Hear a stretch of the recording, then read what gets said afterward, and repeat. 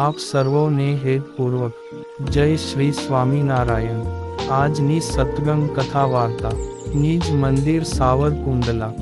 આજની સત્સંગ કથા વાર્તામાં આપણે એકાદશી વ્રત કથા અંતર્ગત શ્રી નિર્જલા ભીમ એકાદશી ની કથા સાંભળશું. યુધિષ્ઠિરે કહ્યું કે, હે દુખિયાના બેલી દીનાનાથ, જેઠ મહિનાના શુક્લ પક્ષમાં જે એકાદશી આવે છે, કૃપા કરીને મને એનું મહાત્મ્ય જણાવો. ત્યારે ભગવાન શ્રી કૃષ્ણ બોલ્યા કે, હે રાજન, એનું મહાત્મ્ય પરમ ધર્માત્મા વ્યાસજી કહે છે, કારણ કે તેઓ સર્વશાસ્ત્રોના તત્વજ્ઞ અને વેદાંતના વિદ્વાન છે. ત્યારે વેદ વ્યાસજી કહેવા લાગ્યા કે, બંને પક્ષોની એકાદશીના દિવસે ભોજન ન કરવું. એકાદશીના દિવસે સ્નાન વગેરે કરીને પવિત્ર થઈને પુષ્પોથી ભગવાન કેશવની પૂજા કરવી. ત્યારબાદ નિત્યક્રમ સમાપ્ત થયા પછી પ્રથમ બ્રાહ્મણોને ભોજન કરાવવું, પછી પોતે ભોજન કરવું. હે રાજન, જન્મના શૌચ અને મરણ શૌચમાં પણ એકાદશીના દિવસે ભોજન ન કરવું. આ સાંભળીને ભીમસેન બોલ્યા કે, હે પરમપિતામહ, મારી વાત સાંભળો. રાજા યુધિષ્ઠિર, માતા કુંતી, દ્રૌપદી, અર્જુન, નકુલ અને સહદેવ આ બધા એકાદશીના દિવસે ક્યારેય ભોજન નથી કરતા. અને મને પણ તેઓ હંમેશા એ જ કહે છે કે, ભીમસેન, તમે પણ એકાદશીના દિવસે ભોજન ન કરો. પરંતુ એમને હું એટલો જ જવાબ આપું છું કે મારાથી ભૂખ સહન થતી નથી. આવી ભીમસેનની વાત સાંભળીને વ્યાસજી બોલ્યા કે, જો તમે સ્વર્ગલોકની પ્રાપ્તિ ઈચ્છતા હો તો બંને પક્ષોની એકાદશીના દિવસે ભોજન ન કરવું. ત્યારે ભીમસેન બોલ્યા કે, હે પિતામહ, હું આપની સામે સાચી વાત કહું છું, તે સાંભળો. એકવાર ભોજન કરીને પણ મારાથી વ્રત નથી કરાતું, તો પછી ઉપવાસ કરીને હું રહી જ કેવી રીતે શકું? કારણ કે મારા ઉદરમાં રૂક નામનો અગ્નિ સદાય પ્રજ્વલિત રહે છે. આથી જ્યારે હું ખૂબ વધારે ખાઉં છું ત્યારે જ એ શાંત થાય છે. આથી હે મહામુને, હું બહુ તો વર્ષભરમાં ફક્ત એક જ ઉપવાસ કરી શકું.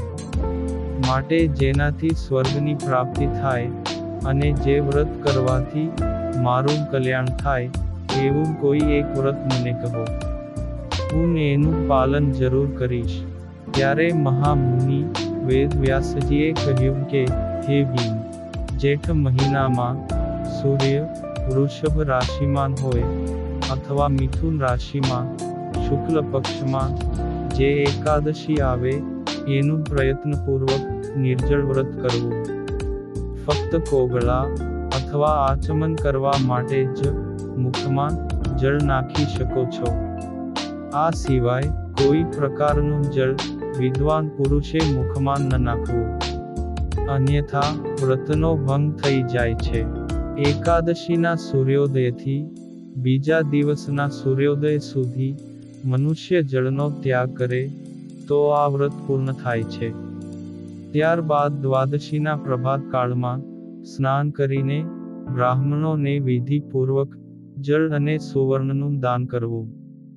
આ પ્રમાણે બધા કાર્યો પૂરા કરીને જીતેન્દ્રિય પુરુષે બ્રાહ્મણો સાથે ભોજન કરવું. વર્ષભરમાં જેટલી એકાદશીઓ આવે છે એ બધી એકાદશીનું ફળ મનુષ્ય નિર્જળા એકાદશીના વ્રતથી પ્રાપ્ત કરી લે છે.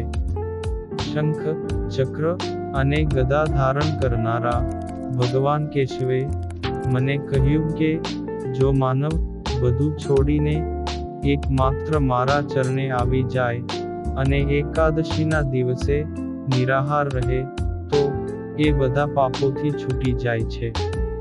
એકાદશીનું વ્રત કરનારા પુરુષ પાસે વિશાળકાય, વિકરાળ આકૃતિવાળા અને કાળકા રંગના દંડ પાશધારી ભયંકર યમદૂતો નથી આવતા.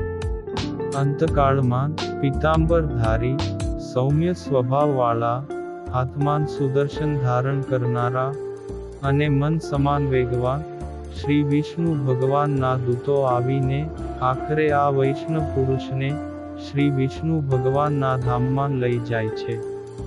માટે નિર્જળા એકાદશીના દિવસે પ્રયત્નપૂર્વક ઉપવાસ અને શ્રી હરિનું ભજન કરવું.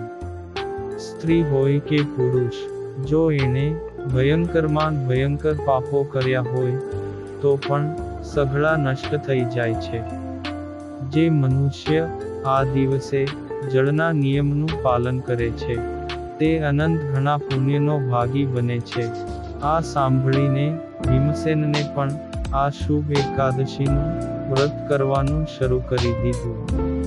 ત્યારથી એ પાંડવ એકાદશી કે ભીમ 11 નામથી વિખ્યાત થઈ ગઈ. આમ મહામુનિ શ્રી વેદ વ્યાસજીએ ભીમસેનને નિર્જલા એકાદશી વ્રત કથા અને મહાત્મ્ય કહી સંભળાવ્યું. અને હવે પછીની કથા વાર્તા આપણે આગળના ભાગમાં સાંભળશું. અત્યારે આપ સર્વોને ભાવથી જય શ્રી સ્વામિનારાયણ.